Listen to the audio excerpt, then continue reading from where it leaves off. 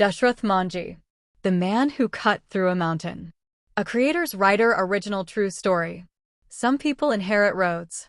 Some wait for roads to be built. Some spend their lives asking powerful people to notice that a road is needed.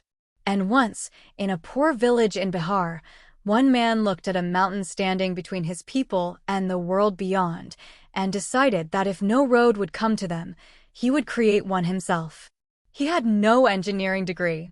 He owned no construction company. He commanded no labor force. He possessed no machinery capable of crushing stone. He was not wealthy. He was not politically powerful. He was a poor laborer named Dashrath Manjhi. In his hands were a hammer and a chisel. Before him stood a mountain. Behind him stood a village that had learned to live with isolation. And within him lived a grief that would not allow the mountain to remain untouched. For 22 years, Dashrath returned to the rock.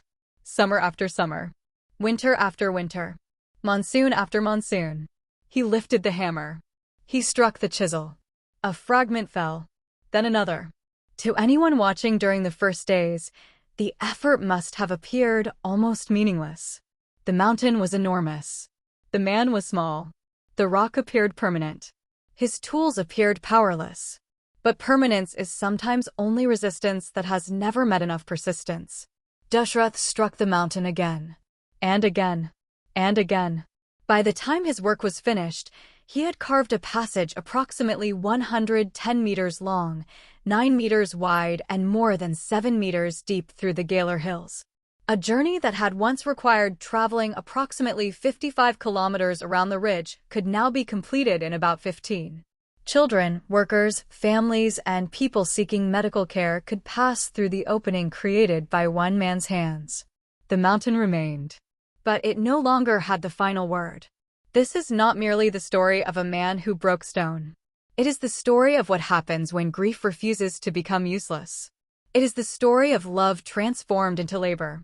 It is the story of a human being who understood that he might never be able to reverse his own tragedy, but could prevent another family from suffering the same one. This is the story of Dashrath Manjhi, the man who cut through a mountain. Chapter 1. The Village Behind the Rock. Dashrath Manjhi was born in 1934 in Gehlaur, a poor village near Gaya in the Indian state of Bihar. His world was one of hard physical labor, limited opportunity, and deep inequality. For families in villages like Gehlaur, poverty was not a single inconvenience. It entered every part of life.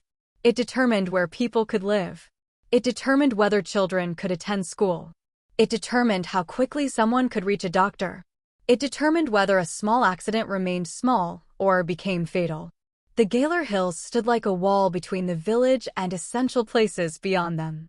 Markets, employment, schools, and medical care were difficult to reach.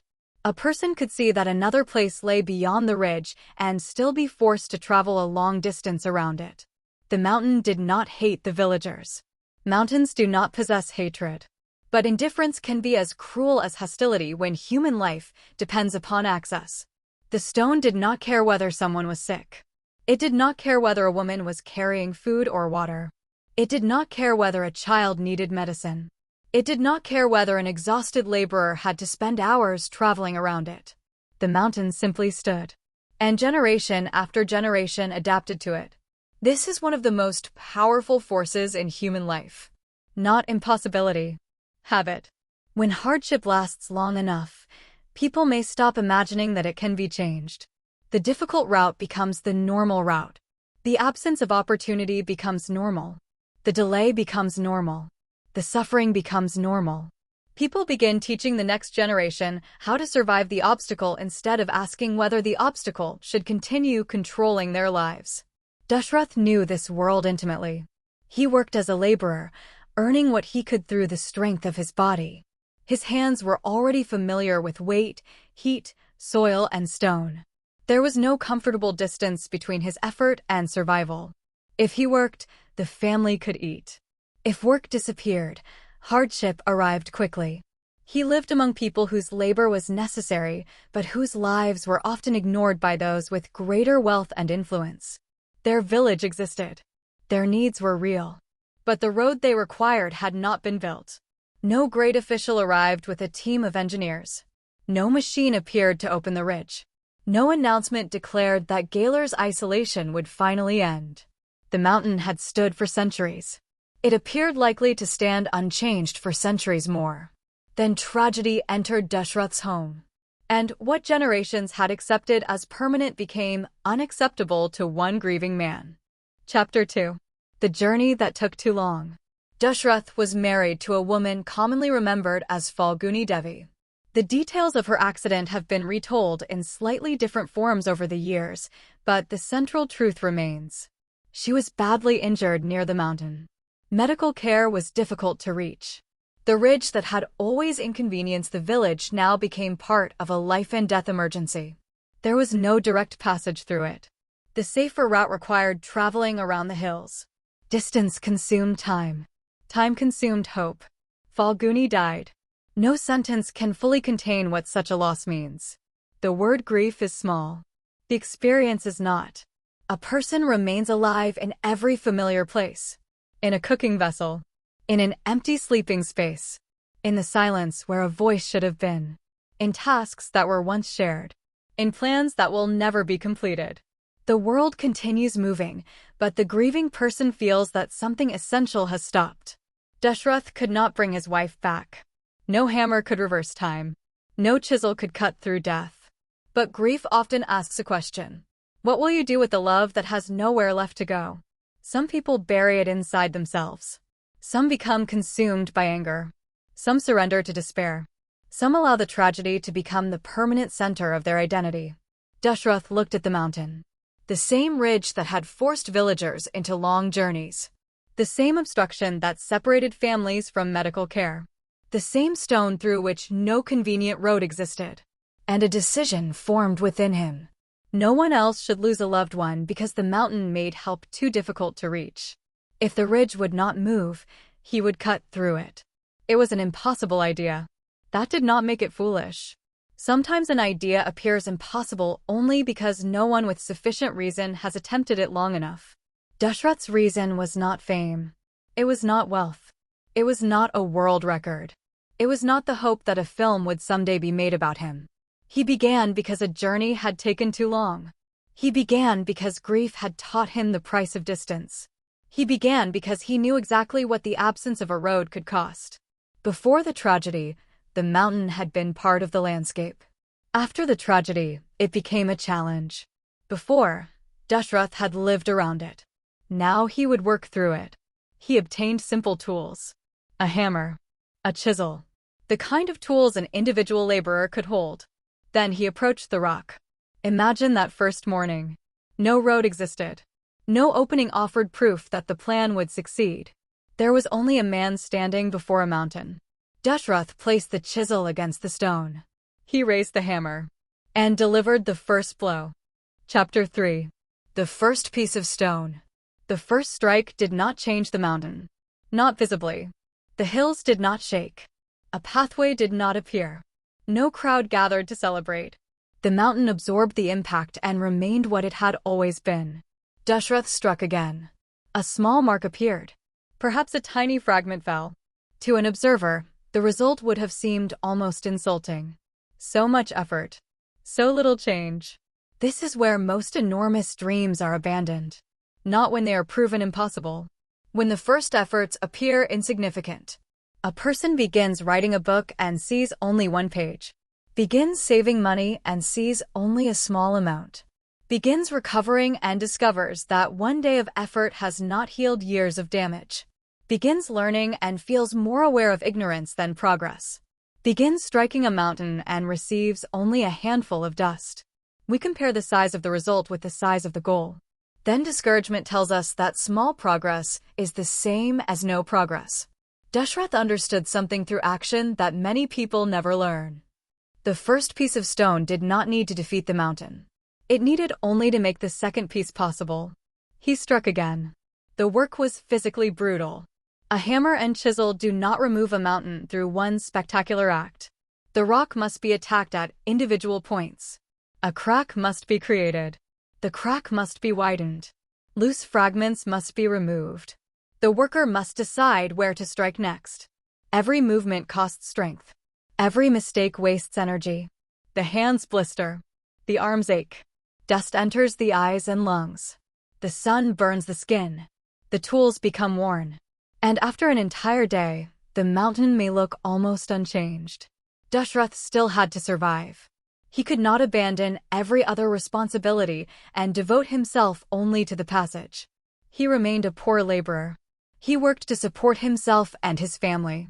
Then he returned to the hill and continued carving. Labor supported life. The mountain consumed what remained. This was not a dramatic battle lasting 1 week. It was a second life built around a promise. Day after day, the promise demanded payment. Time, energy, money for tools, physical health, comfort.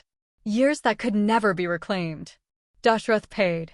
At first, people around him struggled to understand. Some reportedly mocked him. They saw a poor man with simple tools attacking stone that had stood longer than any human memory. Perhaps they believed grief had taken away his reason. Perhaps they viewed the effort as useless.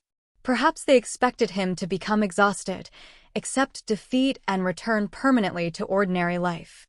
Their reaction was understandable. From the outside, persistence can look like madness before it produces evidence. There was no visible road to defend Dashrath's idea. There was only his continued presence beside the mountain. But he did not need everyone to understand. He needed to lift the hammer again. Chapter 4. When people laugh at the beginning. Every extraordinary effort passes through a dangerous stage. The beginning has lost its excitement. The ending remains invisible. This is the season in which the dream exists only because one person keeps returning to it. Dashrath lived in that season for years. The mountain did not respond to hope. It responded only to force applied repeatedly. Stone after stone. Chip after chip. Blow after blow. The sound of metal striking rock became part of Gehlaur. People passed. Seasons changed. Children grew older. Villagers completed cycles of planting and harvest. Political leaders made speeches elsewhere. Governments changed. The mountain received another strike. To those who mocked him, Dashrath's labor may have appeared to prove their judgment. After weeks, there was no completed road. After months, no completed road. After years, still no completed road. But they were measuring only completion. Dashrath was measuring removal. The difference matters. If the goal is large enough, success may remain invisible for a long time even while progress is real. 1 meter removed from a mountain is not a road. 10 meters may still not be a road. But the mountain contains 10 fewer meters of resistance. Dashrath's work accumulated. The surface changed. A hollow appeared. The hollow became a cut. The cut entered the ridge. Slowly, the impossible idea began acquiring physical form. The laughter became harder to justify. One person's persistence was forcing reality to change. The village had believed that the mountain was stronger because it was larger. But size and determination obey different laws. The mountain possessed enormous mass. It possessed no intention. Dashrath possessed little physical power compared with the hill. But he could choose to return. The mountain could resist. It could not renew itself. Every fragment Dashrath removed was gone. It did not climb back into place during the night. It did not heal the crack before morning. The mountain was vast, but finite. Dashrath's determination was renewed with each day. This is why human beings have changed landscapes, built cities, crossed oceans, and transformed civilization. We are rarely stronger than the entire obstacle. We are capable of dividing the obstacle into pieces small enough for effort to remove. Dashrath did not strike the whole mountain. He struck one point, then another. People who feel overwhelmed often look at the entire difficulty at once. The entire debt, the entire degree, the entire illness, the entire project, the entire distance, the entire mountain. The mind collapses beneath the total. Dashrath's hands could not hold the entire mountain. They could hold a hammer. That was enough for the next blow. Chapter 5. 22 Summers. A single year is long when work is painful. Dashrath continued for 22. Think of what 22 years contain. More than 8,000 mornings. Children born near the beginning became adults before the passage was finished. Young people married and raised families. Bodies aged. Faces changed. Tools broke. New tools replaced them. There were days of extreme summer heat. The rock absorbed the sun and returned it like fire. There were monsoon seasons when rain turned earth into mud and made work dangerous. There were cold mornings when exhausted muscles still had to move. There were illnesses, worries, and ordinary burdens that did not disappear simply because Dashrath had chosen an extraordinary mission. He did not live 22 years inside an inspirational montage. He lived every hour. There must have been days when progress felt too slow. Days when his body hurt before work began. Days when loneliness became heavier than the tools. Days when the distance remaining appeared greater than the distance already completed. Yet the work continued. This is where the popular idea of motivation becomes inadequate. People often imagine that great achievers feel inspired every day. They do not. No emotion remains at maximum intensity for 22 years. Inspiration may begin the effort. Purpose sustains it. Discipline returns when emotion is absent. Dashrath's grief could not remain new for 2 decades. But the meaning he gave that grief could remain. He knew why the passage mattered. Every strike represented a future journey shortened. A sick person reaching help sooner. A worker reaching employment with less difficulty. A child traveling more safely. A family no longer forced to surrender hours to the rich. Falguni would never walk through the completed opening. That is one of the deepest sorrows within the story. The person whose death inspired the road could never benefit from it. Dashrath worked for people who remained. Love began the road. Service completed it. At some point, his labor became larger than private grief. The mountain was not only the mountain that had stood in the way of his wife. It stood in the way of the entire village. The path would not belong to Dashrath alone. It would belong to everyone. This transformed the meaning of sacrifice. A private monument can preserve memory. A public road can preserve life. Dashrath chose usefulness. Some people build magnificent structures to honor those they love. He created an opening through which ordinary people could pass. No entrance fee. No palace. No privileged visitors. A route for laborers, children, families, and the sick. A memorial measured not by how many people looked at it, but by how many lives became easier because it existed. Chapter 6. The mountain begins to open. There must have come a point when everyone could finally see it. The passage was no longer only an idea inside Dashrath's mind. It entered the hill. The rock walls rose on either side. The opening stretched farther. Sunlight reached places once buried within stone. People who had called the labor impossible could now stand inside the evidence. The mountain had begun to open. But visible progress creates a new danger. The temptation to stop too early. Dashrath could have accepted a narrow passage. He could have created enough space for one person to squeeze through and declared victory. But access had to be practical. The route needed width. The walls needed to be cut back. Loose stone needed removal. The opening needed to serve people, not merely prove that he had touched the other side. He continued. A true solution is not satisfied with symbolism. It must work. Dashrath widened the passage to approximately 9 meters. He cut more than 7 meters into the depth of the ridge. The path extended roughly 110 meters through the hill. These measurements are not only statistics. They are the dimensions of persistence. Every meter contains thousands of blows. Every section contains hours of human strength. Every fragment of removed stone represents a moment when Dashrath could have stopped but did not. Imagine collecting the sound of 22 years of hammering. One strike means little. Thousands become noise.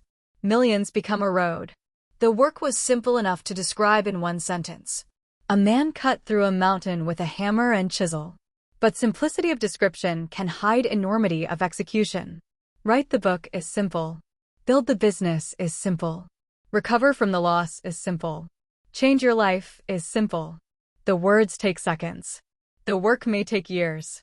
Dashrath lived inside the distance between the sentence and its completion. He demonstrated that a simple method does not mean an easy task. Hammer. Chisel. Strike.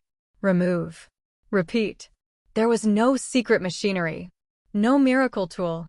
No shortcut hidden inside the mountain. The method succeeded because Dashrath continued applying it long after most people would have abandoned it. The world searches constantly for faster methods. Sometimes the true breakthrough is not speed. It is endurance. Chapter 7. When the two sides met. By approximately 1982, after 22 years of labor, the passage was complete. The two sides of the ridge had been joined. For generations, villagers had traveled around the mountain. Now they could move through it. The journey between the Atri and Bajirganj areas, widely reported as approximately 55 kilometers by the earlier route, was shortened to about 15 kilometers. 40 kilometers of unnecessary distance had been defeated by one man's persistence. No ceremonial speech could equal the physical truth of that opening. A person could stand at one end and see the route created by human hands. People could walk where solid rock had once forbidden passage. The mountain had not vanished. Dashrath had not removed the entire ridge. He had removed exactly what stood between his people and a better route. This is an important lesson. You do not always need to destroy the entire obstacle. You need to create a way through it. Many difficulties cannot be erased completely. Grief may remain. Disability may remain. Past injustice may remain part of history. Poverty may not disappear in one generation, but a passage can be created. Education can create a passage through limitation. Technology can create a passage through distance. Compassion can create a passage through isolation. Discipline can create a passage through failure. Dashrath created his with hand tools. The first people who walked through the completed path were walking inside a promise made decades earlier. They may not have seen every day of labor.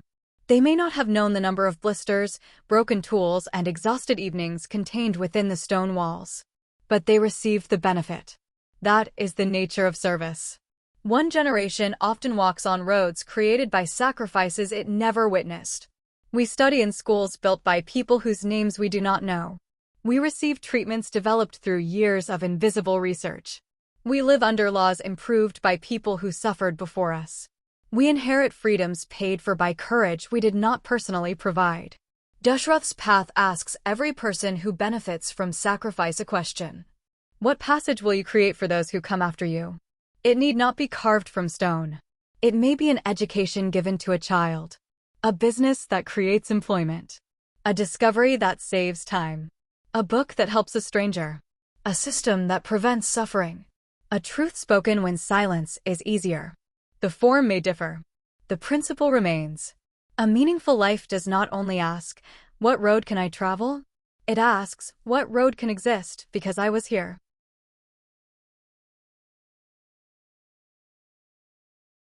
Chapter 8. The man the world finally noticed.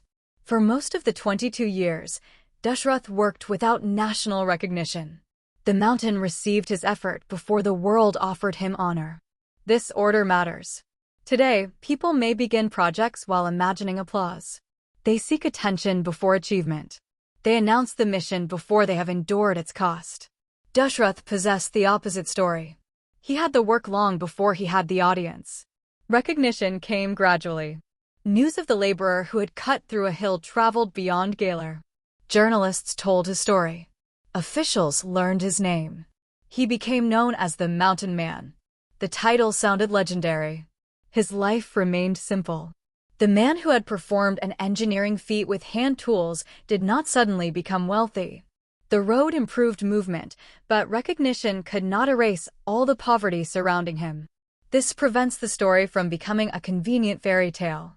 Greatness does not guarantee material reward. Society often celebrates people symbolically while failing to solve the conditions against which they struggled. Dashrath's path represented both human triumph and institutional failure. It was extraordinary that one man had done it. It was also painful that one man had needed to. A village should not require a grieving laborer to spend 22 years opening access to essential services. The story inspires because of Dashrath. It should also disturb us because of the neglect that made his sacrifice necessary. True admiration asks more than, "How strong was he?" It also asks, "Why was he left to do this alone?" Dashrath later sought further development for his village, including proper road access and medical facilities. He understood that his passage was not the end of the community's needs. One opening through stone could shorten the journey. It could not solve every structural problem. In 2006, Bihar Chief Minister Nitish Kumar publicly honored him. During an interaction with the press, the Chief Minister invited Dashrath to occupy his chair and address those present. The image carried powerful symbolism. A poor laborer who had spent decades being ignored sat, for a moment, in the seat of political authority. But the deepest authority Dashrath possessed had never come from a chair. It came from proof. He had faced a public problem and created a physical answer. Leaders could praise him. The mountain had already testified. Chapter 9. The Last Journey. Dashrath Manjhi died on August 17, 2007, at the All India Institute of Medical Sciences in New Delhi. He was approximately 73 years old. The man who had survived decades of backbreaking labor was suffering from cancer. His death brought state recognition. The government of Bihar gave him a state funeral. The tricolor honored the body of a man who had owned almost nothing but had given his community something of lasting value.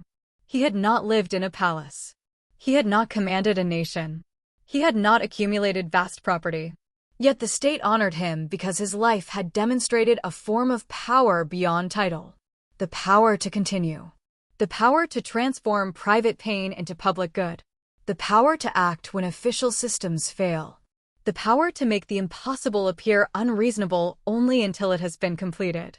Years after his death, his story entered books, documentaries, classrooms, and cinema. A memorial was established in his honor near Gehlaur. Visitors came to see the passage. People who had never carried a hammer against stones spoke his name. But Dashrath's greatest monument remains the opening itself. Titles can be forgotten. Awards can gather dust. Stories can change with retelling. The road remains understandable without explanation. A person stands before it and knows. Someone refused to leave this mountain untouched. The rock walls preserve the shape of his defiance. The path preserves the direction of his love. Every traveler passing through completes another small part of his purpose. Dashrath is gone. The passage still serves. This is legacy in its purest form. Not attention continuing after death. Usefulness continuing after death.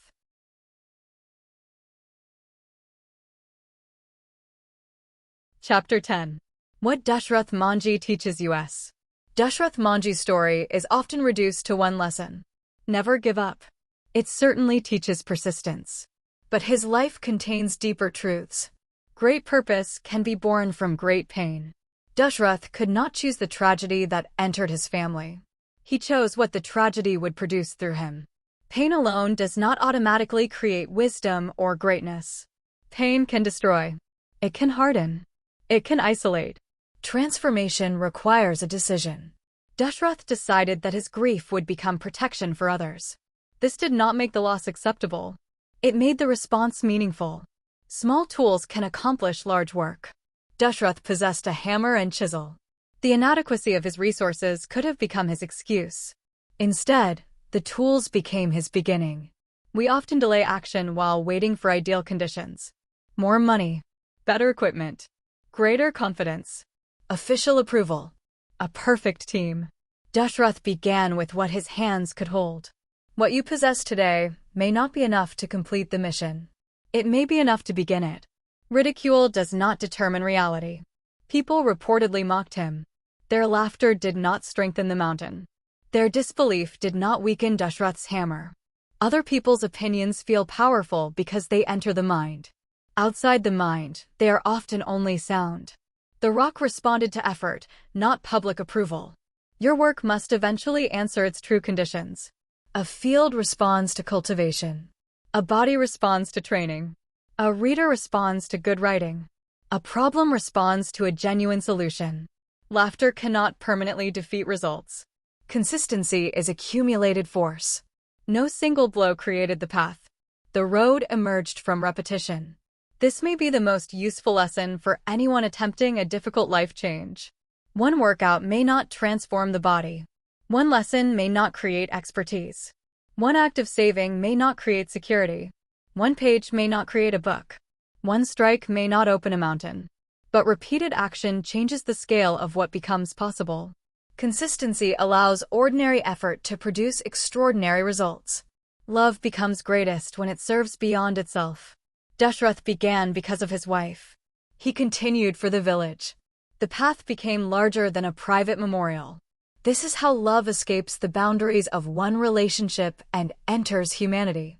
To honor someone is not only to remember them. It is to allow the love they awakened in us to improve the lives of others.